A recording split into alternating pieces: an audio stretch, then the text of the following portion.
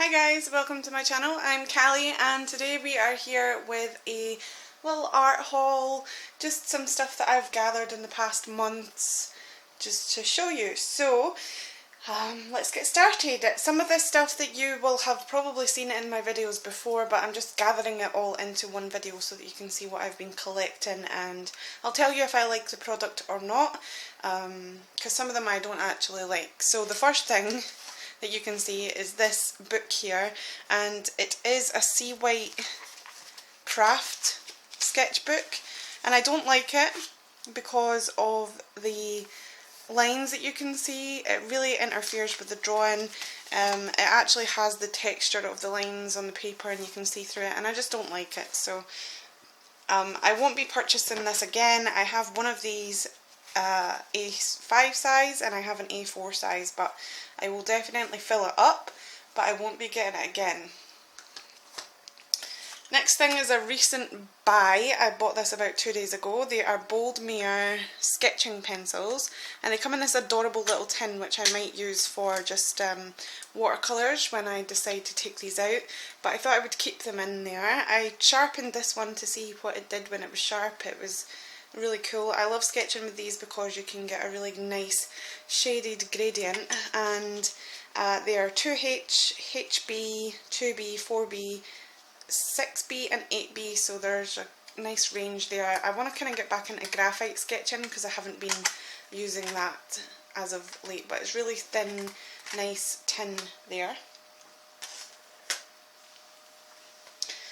Next thing is this Crawford and Black A5 sketch pad, and it's £1 from the Works.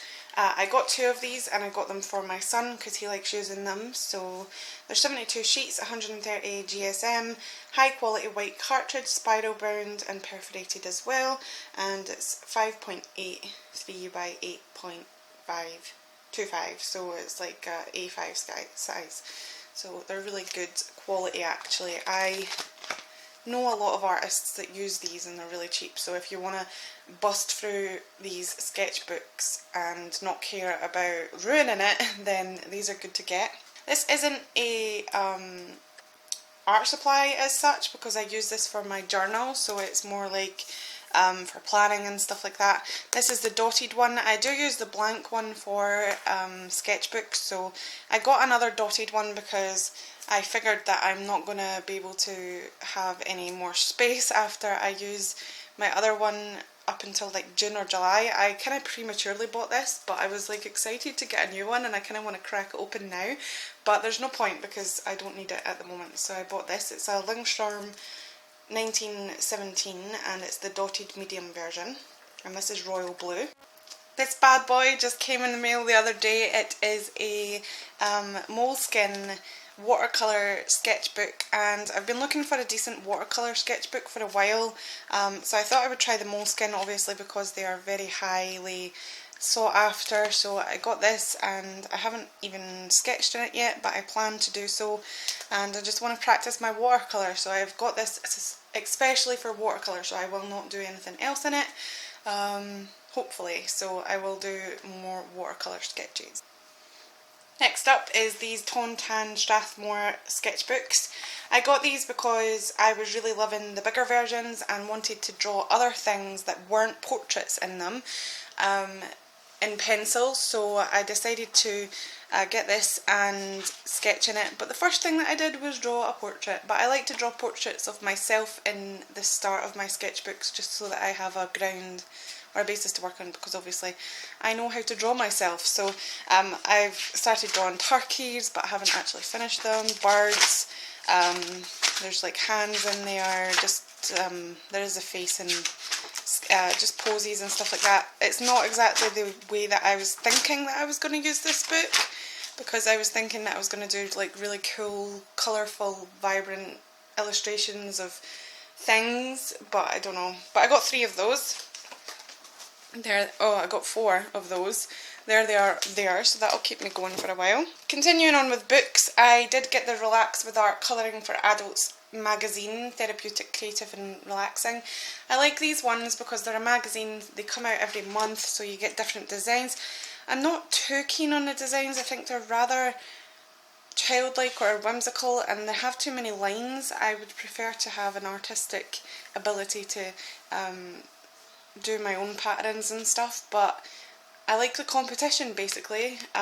You can enter the competition with any Relax with Art magazine from any edition on Facebook, so I'll link that below if you want to check that out, because you can get really good. They gave away some Faber-Castell Polychromos, they give away luminance, and now they're giving away Lyra Polycolour coloured in pencils with a wooden case. So they give you like a really nice set, and I've known a couple of people that have actually won this, and they feature your art and stuff like that, so that's why I buy this, and it's really good. The designs are nice and relaxing, I guess, to work with. So yeah, it's just something different. It's not the best, but I do like it. So that's Relax with Art. I think it's UK based. Now on to pens and pencils and such like that. I got this Caran d'Ache watercolour reservoir brush thing. It's got a nice point on it. The water comes down nice. The barrel, the only thing that I don't like about this is that the barrel is so small. It's like a Con and a Pro, because it just feels like a pencil, but at the same time you don't get as much water in them as the Pentel ones. I haven't tried the Pentel ones because I need to order those online, even though I had to order this one online. But these ones, I've had 2 sets of these ones in the last year, and they both sets have just completely broke. Like the water gets stuck. I think it's probably because how long the bristles are. It gets stained quite easily. The bristles come off like weirdly. I don't know if you can even see that, but I don't know, the paint gets stuck in this little bit here, and it kind of just doesn't work after that happens unless you wash it out thoroughly. But I just think that the reason this one doesn't get as stuck as quickly is because of the length of the bristles. I just think that it's much better. So I might get myself some Pentel ones just to see if those are better. Probably will actually. But I just wanted to get this one to try it. It's really good, I like it. I would definitely recommend it. It's like £4 or something, £4 or £5. So they're not as expensive as the Pentel brush pen ones or the Pentel water brush ones, but they're really good quality. Next up, and I haven't used this yet, it is a Derwent spray bottle. You can get like household spray bottles and they work just as well, but I wanted a pencil-like one to fit in my pencil case so that I can like wet my watercolours when I'm out, or even when I'm in the house, just spray it and then my watercolours will be wet rather than using. And the reason for that was actually because of this brush, because I didn't really want to use the water to wet my paints initially or wet my page, so I thought that this would be a good investment. So it's just a spray bottle, really cheap.